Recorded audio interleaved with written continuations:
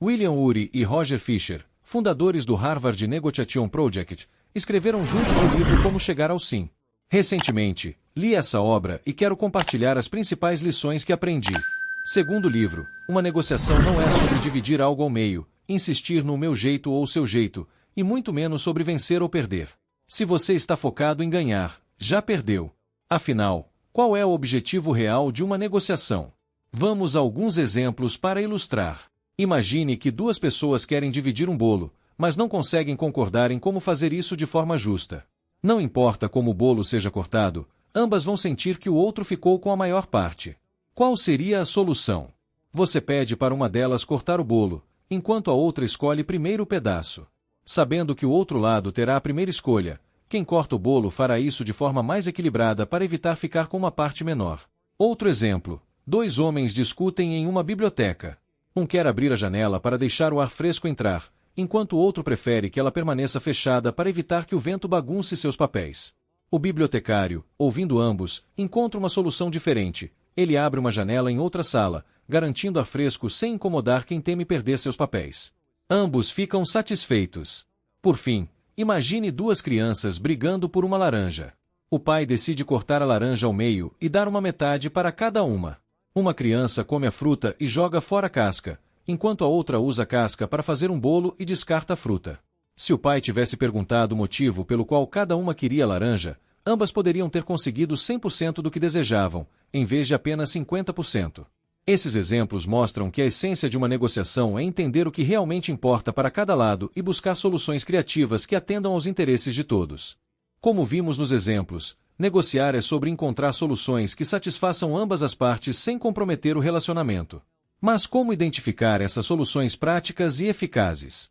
Aqui está uma estrutura de 4 etapas que pode ajudá-lo a se tornar um negociador mais habilidoso. Etapa 1. Separe as pessoas do problema. Antes de iniciar qualquer negociação, imagine uma linha vertical dividindo a pessoa ao meio. De um lado está a pessoa, e do outro, o problema. Coloque sempre a pessoa em primeiro lugar e o problema em segundo. Lembre-se de que negociadores são, antes de tudo, pessoas.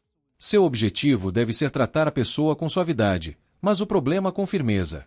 Muitas vezes, cometemos o erro de ser suaves tanto com a pessoa quanto com o problema, o que nos impede de alcançar nossos objetivos. Outras vezes, somos tão duros com o problema que acabamos sendo duros com a pessoa também, prejudicando o relacionamento. O ideal é encontrar um equilíbrio. Trate a pessoa com respeito, elogie sempre que puder e reconheça seus esforços. Durante cada etapa da negociação, pergunte-se: estou dando atenção suficiente às questões relacionadas à pessoa? Lembre-se de que as pessoas têm diferentes pontos de vista e podem confundir suas percepções com a realidade. Seus egos são facilmente ameaçados, e muitas vezes elas interpretam mal o que você diz ou não conseguem expressar claramente suas intenções. Além disso, é importante estar atento às suas próprias emoções. Sua raiva ou frustração podem dificultar um acordo, assim como percepções unilaterais ou falhas na comunicação. Para evitar esses problemas, construa um relacionamento com a outra parte antes da negociação. Negociar com alguém que você conhece é sempre mais fácil do que com um estranho. Então, aproveite momentos informais para conversar e conhecer melhor a outra parte. Fique um pouco mais tempo, descubra os interesses, gostos e até as insatisfações dela. Essas interações casuais tornam futuras negociações muito mais simples. Estudos apontam que, ao conhecer o outro lado, a taxa de sucesso em negociações aumenta de 25% a 30%. Etapa 2. Concentre-se nos interesses, não nos posicionamentos. Lembra da história dos dois homens discutindo sobre a janela na biblioteca? Ela ilustra um erro comum em negociações: focar demais nos posicionamentos e esquecer de explorar os interesses por trás deles. Enquanto os posicionamentos são as demandas específicas de cada lado, os interesses representam as razões por trás dessas demandas. Embora seja óbvio que focar nos interesses traga melhores resultados, na prática, isso pode ser desafiador. Posicionamentos são mais claros e objetivos, enquanto os interesses podem ser implícitos ou nebulosos. Para descobrir os interesses do outro lado, simplesmente pergunte: por que eles querem isso? Esforce-se para enxergar a situação sob a perspectiva deles. Depois de identificar os interesses, discuta-os abertamente. Quando as pessoas se sentem compreendidas, são mais propensas a ouvir e colaborar. Além disso, a percepção de que você entende o ponto de vista delas faz com que o considerem inteligente e atencioso. Se deseja que elas ouçam seus interesses, comece demonstrando interesse genuíno pelos delas. Lembre-se também de comunicar seus próprios interesses de maneira clara. O outro lado pode não saber exatamente o que você deseja. Para transformar seus interesses em opções viáveis, pergunte-se: se eles concordarem comigo amanhã, o que eu espero que façam? Etapa 3. Seja justo. Mesmo compreendendo os interesses de ambas as partes, conflitos ainda podem surgir. Por exemplo, você quer reduzir o aluguel, enquanto o proprietário deseja aumentá-lo. Nesses casos, evite longas discussões improdutivas e recorra a critérios objetivos para tomar decisões mais equilibradas.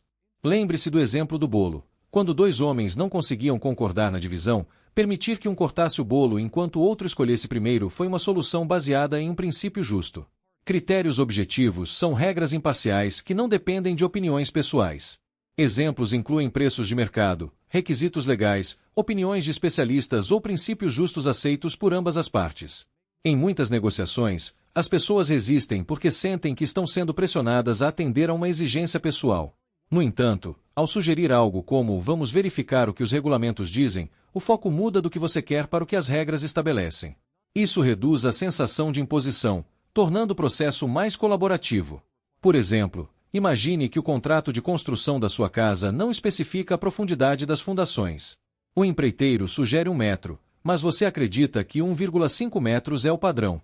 Em vez de ceder ou insistir, você poderia dizer: talvez eu esteja errado e 1 metro seja suficiente.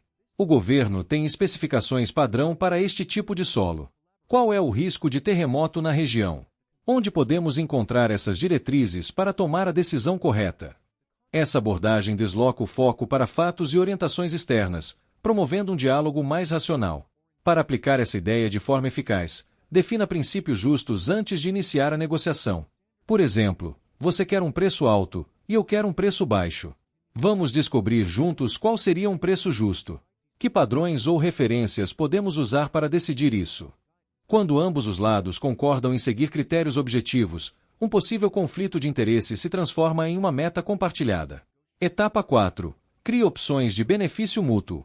Lembre-se do exemplo das crianças brigando por uma laranja. Em vez de dividir a fruta ao meio, elas poderiam ter descoberto uma forma de cada uma obter 100% do que desejava. Esse exemplo ilustra a importância de buscar soluções criativas que beneficiem ambas as partes em uma negociação. Como podemos criar soluções criativas? O primeiro passo é reunir as partes envolvidas e realizar uma sessão de brainstorming para explorar todas as possibilidades.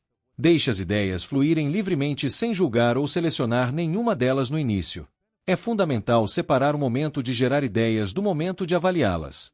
Para um brainstorming produtivo, escolha participantes diversos. Mude o ambiente para um local mais descontraído. Crie uma atmosfera informal e aberta. Defina claramente o objetivo da sessão. Após o brainstorming, comece avaliando as ideias mais promissoras e discuta como aplicá-las. Muitas vezes, assumimos que diferenças são barreiras em negociações, mas, na verdade, elas podem gerar soluções. O exemplo da laranja ilustra isso. As diferentes necessidades de cada parte tornaram possível uma solução satisfatória para ambos. Longe de serem problemas, as diferenças são, na verdade, o motor da criatividade em negociações. Agora, você pode estar pensando: tudo isso parece justo e interessante, mas e se o outro lado não jogar limpo? E se usarem táticas desonestas, tiverem mais poder ou me atacarem pessoalmente? Como lidar com situações desafiadoras? Táticas desonestas. As pessoas podem mentir ou usar estratégias de pressão. Reconhecer essas táticas e apontá-las diretamente pode neutralizá-las. Por exemplo, John, parece que você e Ted estão usando a estratégia do policial bom e do policial mau. Se precisarem de um momento para se alinharem, fiquem à vontade. Mencionar a tática torna-a menos eficaz e pode levar o outro lado a repensar sua abordagem. Evite ataques pessoais. Foque no problema, não na pessoa.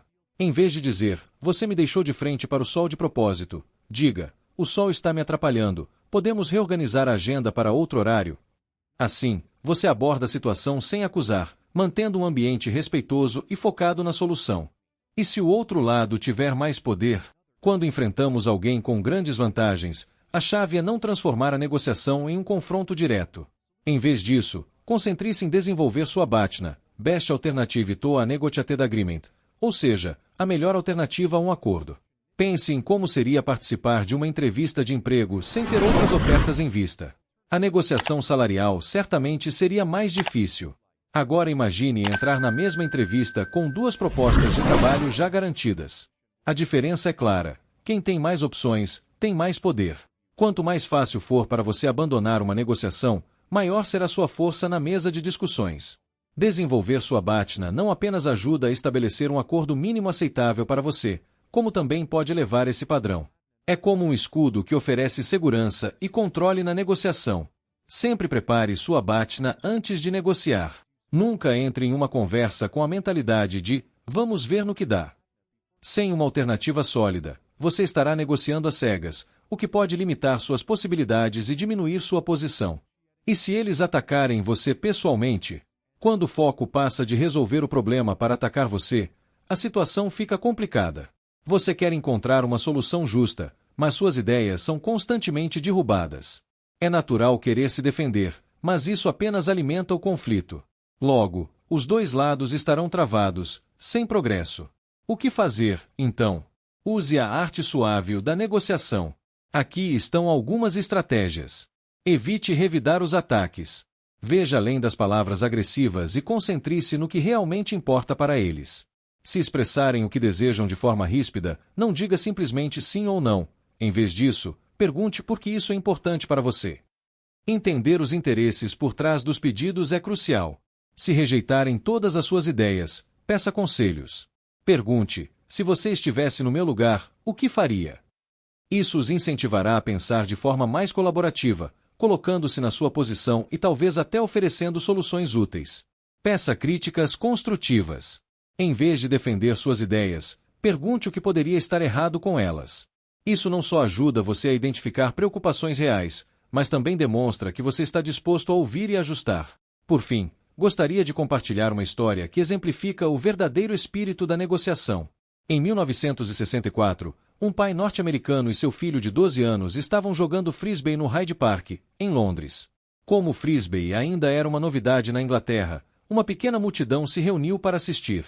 Depois de algum tempo, um homem se aproximou e perguntou: "Desculpe, estou observando vocês há 15 minutos. Quem está ganhando?" Essa pergunta é tão absurda em uma negociação quanto seria em um casamento.